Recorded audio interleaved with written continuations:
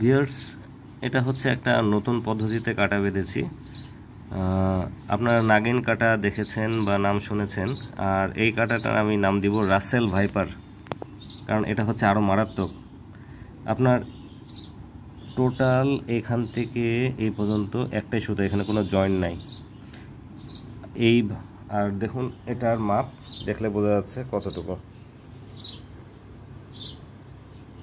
এটা খুব বড় নয়, কিন্তু এখানে হলো যেমন আমরা অনেক সময় খেলতে চাই একসাথে ডিম রুটি খেলবো, তার পাশে যদি একটা ফিডের টোপ দিতে চাই, দুইটা যদি শুধু ডিম গেঁথে দিতে চাই, তো সেই পদ্ধতি সবগুলো একবারে করে ফেলেছি। এখানে একটা ভাড়া দিয়েছি, যেটা কাছে খেলবো ওই জন্য ছোটো ভাড়া, দূরে খেললে একটু বড় ভাড়া দেব।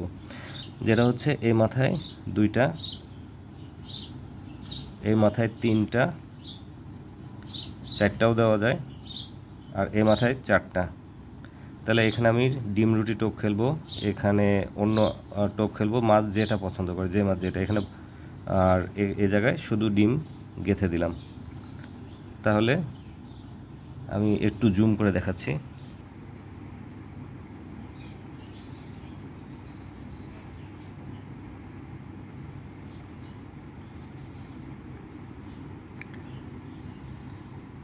এটা দিয়ে গতবার তালেবের পুকুরে প্রচুর পরিমাণে হিট করেছি, এই জন্য এটা আপনাদের সাথে শেয়ার করলাম।